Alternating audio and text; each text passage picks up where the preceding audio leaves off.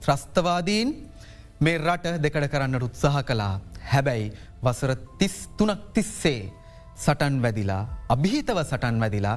මේ අපේ රණවිරුවන් අපේ ආදරණීය විරුවන් තමන්ගේ රාජ්‍ය නිදහස් කරගත්තා කුරිරු ත්‍රස්තවාදයෙන්. ඉතින් යුදමය වශයෙන් ත්‍රස්තවාදය පරාජය කිරීම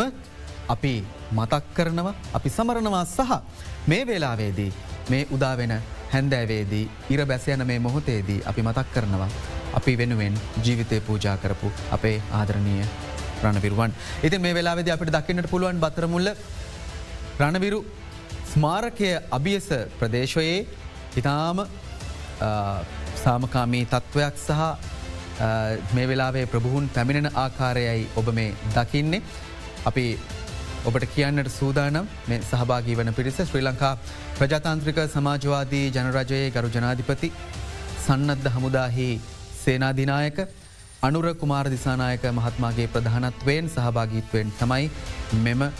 රණවිරු සැමරුම ජාතික රණවිරු සැමරුම මේ වෙලාවේදී පැවැත්වෙන්නේ. ඉතින් අපි දකින්නේ මේ වෙලාවේදී එමොහොත රාජ්‍යනායකයා පිළිගන්නට සූදානමින් සිටින මොහොත සන්නද්ධ අංශ ප්‍රධානයෙන්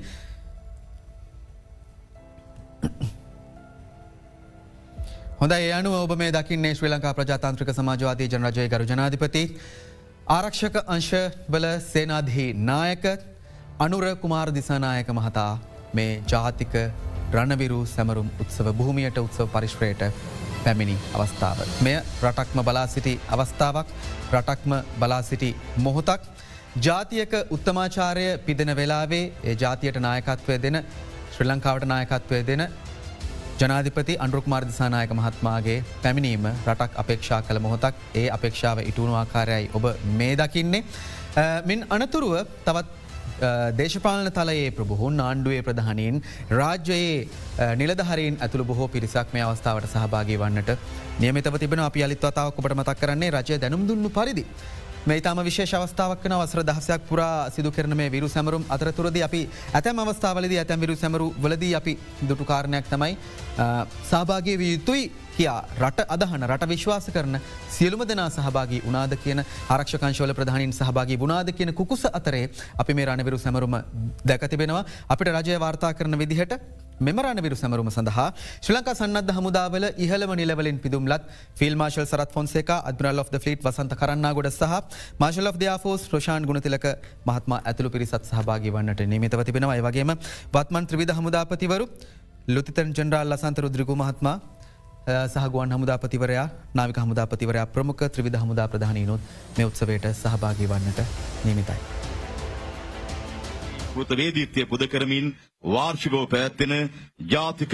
රණවිරු සැමරුම් වලට ගෞරවයක් හා අභිමානයක් එක් කරමින් ත්‍රිවිධ හමුදා තෝරවාදක කණ්ඩායම පෙරටු කරගත් ක්‍රියාන්විතයේදී රණක්ෂිතයට පත් වීරෝදාර රණවිරුවන් එවැගේම වීරෝදාර රණවිරුවන් පෙරටු කරගෙන 2025 ජාතික රණවිරු සැමරුම් දිනවලදී ප්‍රධාන ආරාධිත මුත් ඇතුළු ප්‍රභූවරුන් එවැගේම දැනට සේවයේ නියුතු රණවිරුවන් එවැගේම ශිෂ්‍ය වට බාලක බාලිකාවන් මේ සියල්ලගෙන් සමන්විත චාම් සහ ගෞරවාන්විත පෙළපාලියක් දැන් රණවිරු සැමරුම් ස්මාරක භූමියට ප්‍රවිෂ්ඨ වනවා.